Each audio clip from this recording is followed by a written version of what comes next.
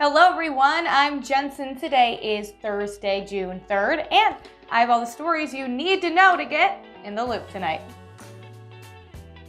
First, critics are calling on President Joe Biden to fire Dr. Anthony Fauci. Now, this is all popping up after emails came out, some of which highlighted his opinion on masks during the early stages of the pandemic. In those emails from February 2020, Dr. Fauci wrote that he believed masks weren't really effective at keeping out the virus. But to be clear, those emails don't really appear to differ significantly from the public messaging during that same time frame, and Fauci has since explained that his view on masks changed once he learned more about how COVID is spread. Now, those messages were actually found during an investigation into the origins of COVID. In one email from April 2020, the director of the National Institutes of Health, Dr. Francis Collins, sent Fauci a link to a Fox News article that said multiple sources believe the coronavirus originated in a Chinese lab. At the time, Collins called that a conspiracy theory, but he now says by conspiracy he meant rumors that the virus was some sort of engineered bioweapon. This other idea that maybe it was an accident, a lab leak, that the Institute had been studying this virus, that it happened somehow in nature and it got loose. I never rejected that one, although there was no evidence to support it. And in another email to Fauci, Professor Christian Anderson said that some of the features of the virus looked like maybe they could have been engineered. But Anderson later said that new data and analyses showed COVID wasn't made in a lab. Confusing, right? And the World Health Organization isn't any closer to getting an independent investigation into China and the origins of this whole pandemic. Right now, the Chinese government is blocking access for an inquiry into the virus, so we will keep you updated if anything escalates further. And it looks like former President Donald Trump is getting closer to another run at the White House. Multiple people who've talked to Trump and his team recently say they sense a shift and that Trump is acting and talking more and more like he's planning another presidential bid. So he's set to deliver a speech in North Carolina this weekend as he slowly begins a more public-facing phase of post-presidency life. Now, this interest in another run, at least for now, comes as a series of investigations bring about the most serious legal threat Trump has ever really faced.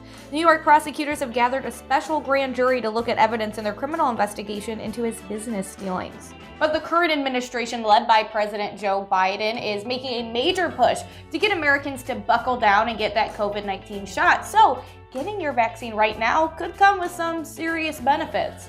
Free beer is the latest White House-backed incentive to nudge Americans into getting vaccinated against COVID-19.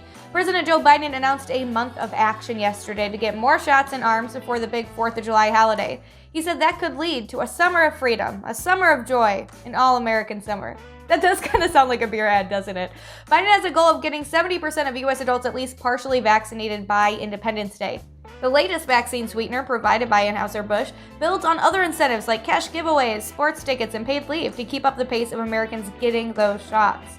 And us Ohioans know a thing or two about cash giveaways, right? Last night was the second drawing for the Vax-a-Million vaccine lottery, and guess what? The winner was from right here in Toledo. Jonathan Carlisle looked at his phone last night and saw he had a voicemail from none other than Governor Mike DeWine. Parked my van for the day and I looked down at my phone and I saw your name on my phone. And I knew I had a feeling what was up. And I listened to the voicemail and I pretty much almost lost it inside the van. He moved to the Buckeye State in 2013 and now works as a delivery driver for Amazon. DeWine said one of the goals of the contest was to speed up Ohioans' timelines for getting that shot. Now, Carlisle said he always intended to get the vaccine but had been putting it off. Once the lottery was announced, he went to the Lucas County Rec Center 2 days later to get a shot. He said the father of his sister's husband actually died from COVID and his sister had been on him to get the vaccine. Carlisle and his girlfriend have a 5-month-old baby, and he said this money will make it easier to raise him. Now, you can still register for the last 3 drawings. Just go to OhioVax-a-Million.com or you can call 1-833-4-ASK-ODH. You just have to be vaccinated before the drawing, be a permanent resident of Ohio, and for the $1 million drawing, you have to be 18 or older.